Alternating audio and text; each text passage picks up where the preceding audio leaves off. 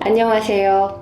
요즘 책 열풍이죠. 유튜브들을 보면 하나같이 과거에 찌질이 오타쿠였던 사람이 열심히 책을 읽고 적용했더니 부자가 되었다, 성공했다, 인생이 바뀌었다, 이런 눈길을 끄는 영상들이 많습니다. 저는 작년 한 해 자기계발에 정말 많은 돈을 퍼부었었는데요. 책만 해도 어림잡아 200권 이상은 구입한 것 같습니다.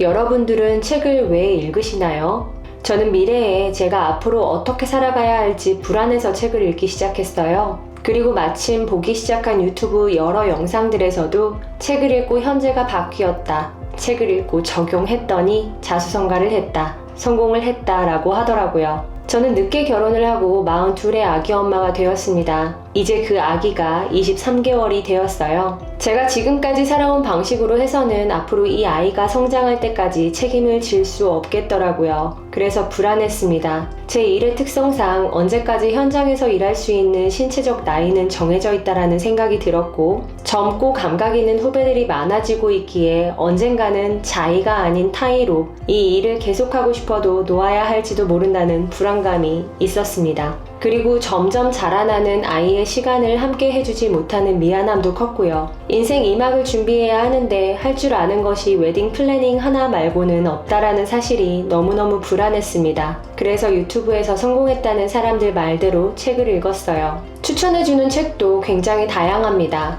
글쓰기, 독서법, 마케팅, 인간관계, 자기암시, 재테크, 심리학, 끌어당김, 마음챙김 등등 다양한 분야의 책 소개를 보았고 대부분의 책들을 구입했습니다. 다 읽었냐고요? 다 읽은 책도 있었지만 제 수준에 맞지 않게 너무 어려운 책들도 많아 덮은 책들도 많았습니다. 하지만 언젠가는 다시 읽어보리라 다짐하며 버리지는 않고 싸들고 있습니다. 이렇게나 많은 책을 읽었는데 제 삶은 과연 바뀌었을까요? 물론 이렇게 유튜브도 시작하고 또 다른 새로운 것들을 소소하게 시작하고 결과를 조금씩 내곤 있지만 그들처럼 인생이 드라마틱하게 바뀌진 않았습니다. 과정 속에 있다고 스스로 위안하고 있습니다. 그럼 왜 우리는 인생책을 읽었는데도 인생이 드라마틱하게 바뀌지 않을까요? 책 내용을 정리하고 밑줄 치고 메모하며 읽는데도 왜 내 인생은 그대로인 걸까요? 이건 여러 영상들에서 이야기한 대로 실행을 안 해서입니다. 너무 뻔해서 영상 끄려고 하셨나요?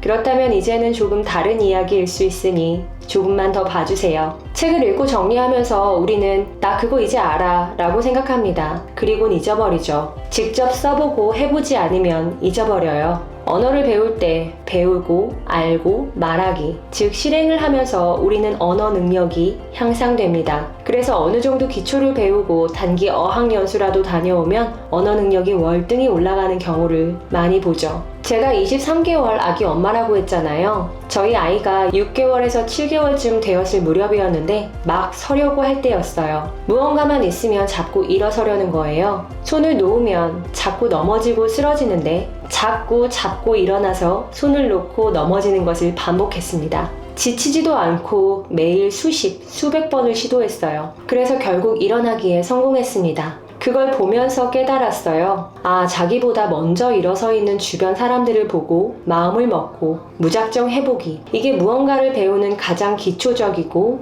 자연적으로 우리가 가지고 있는 우월한 기질인 건데 성인이 된 우리들은 잊고 있는 거구나. 우리는 너무 실행하기 완벽한 상황, 완벽한 타이밍을 꿈꿉니다. 세상 무엇도 완벽할 수 없는데 말이에요. 무엇이든 처음부터 완벽한 것은 없잖아요. 실패를 하면 어떡하지? 무언가를 시도하는 것이 두렵기 때문에 조금 더 공부하고 조금 더 내가 알고 나서 준비된 상황에서 실행하겠다 마음 먹죠. 그렇게 시간은 흘러갑니다. 어차피 실행을 하든 안 하든 우리의 시간은 흘러가고 미래의 어느 시점엔 시도조차 하지 못한 40대가 50대가 기다리고 있는데 말이에요. 세상에서 가장 가치 있는 땅이 어디인지를 아시는 분 계실까요? 어느 작가의 이야기인데 세상에서 가장 가치 있는 땅은 바로 무덤이라고 합니다. 시도조차 하지 못했던 꿈, 펼치지 못한 미래, 용기 내지 못했던 기회. 한 사람이 묻히면서 그런 가치 있는 것들이 함께 묻혔기 때문이라고요. 또 우리는 임종을 앞둔 분들에게서 듣는 이야기가 있습니다.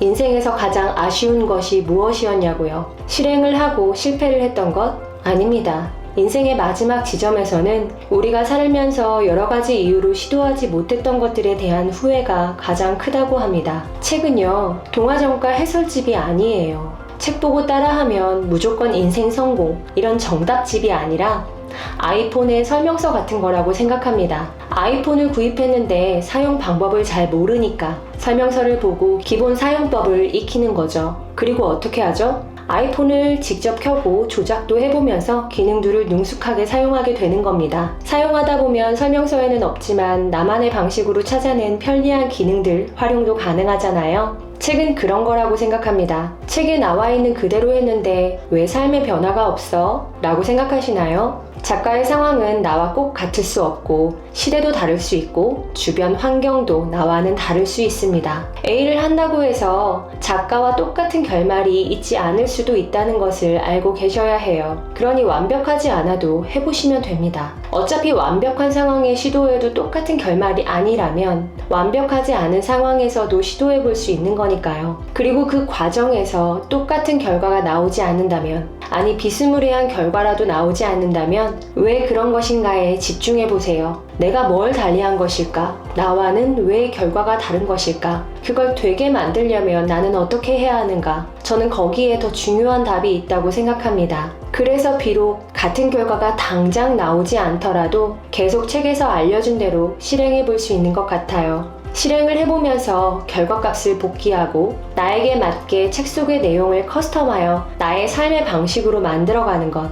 그리고 책에 있는 내용들이 없었다면 우리는 훨씬 더 많은 경우의 수를 다 시도했었어야 했는데 그래도 가능성이 높은 것들만 골라서 시도하여 내 시간을 압축할 수 있다는 것. 그것이 바로 책을 읽으며 느낀 점들이었습니다.